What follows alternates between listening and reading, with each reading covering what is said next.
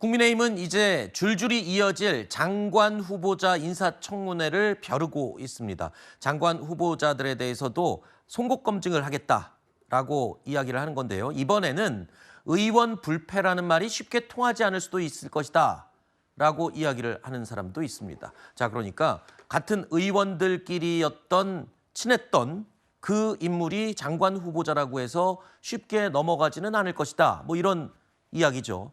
5선 현역 의원인 정동영 통일부 장관 후보자에 대한 얘기가 벌써부터 나오고 있습니다. 바로 이런 내용인데요. 지난 3월에 정 의원이 공동 발의한 법안이 있습니다. 이게 바로 이해충돌 의혹이 제기된 법안이 됐는데요. 태양광 발전 사업을 지원하는 내용의 법안이었습니다. 그런데 알고 보니까 정동영 후보자의 아내와 자녀가 태양광 발전 관련 사업 회사를 운영했었던 사실이 확인이 된 겁니다. 자, 그러자 정동영 후보자 측이 해명을 했습니다. 입법 취지에 동의해서 공동 발의에 참여한 것 맞다. 그러나 가족 회사와는 무관한 것이었다.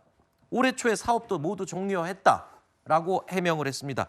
이런 부분에 대해서는 어떻게 이제 인사청문회 앞두고 있는데요. 예. 굉장히 핵심 논란이 될 것 같습니다. 상당히 중요한 이해 충돌의 사안이 되는 것이죠. 왜냐하면 이 법안 자체가 어떤 태양광 발전 사업과 관련해서 국가 정부나 지자체가 어떤 컨설팅 같은 것들을 지원해 주는 것인데요. 네. 마침 이 정동영 후보자의 배우자가 대표로 되어 있다라는 이 업체 역시 유사한 사업을 합니다. 그렇기 때문에 이 법이 만약에 통과가 돼서 시행이 된다면은 그 직접적인 혜택을 바로 배우자가 받을 수 있는 것이죠. 물론 그런 유사한 기업들이 상당히 많겠죠. 네. 그럼에도 불구하고 정동영 의원, 특히 5선이나 되는 지금 현재 이제 여당 중진이지 않습니까? 그런 의원이 공동 발의를 했는데 사실 많은 분들이 공동 발의가 그냥 이름만 보태준다고 생각을 하지만 엄연히 그 법안을 발의한 한 명에 속하는 것입니다. 그래서 이것은 나중에 윤리적으로 좀 문제가 될 것으로 보이고요.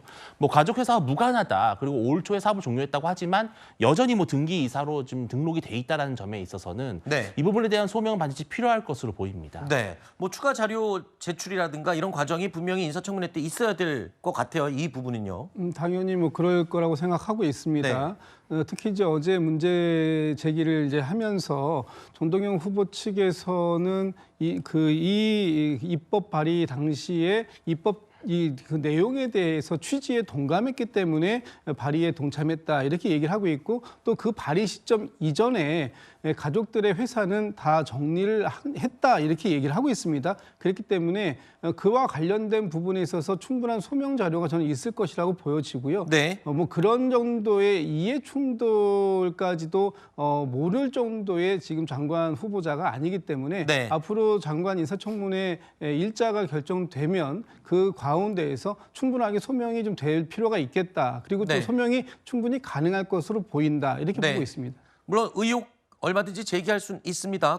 도덕성 검증을 위해서요. 그런데 지금 후보자가 밝힌 대로 태양광 발전 사업을 지원하는 내용의 법안 발의 참여한 건 맞지만 그 발의 전에 이 관련된 가족 기업은 이미 정리가 됐다. 이 시점들이 맞는지는 분명히 자료를 통해서 인사청문회를 통해서 사실관계를 분명히 확인해야 될 부분인 것 같습니다.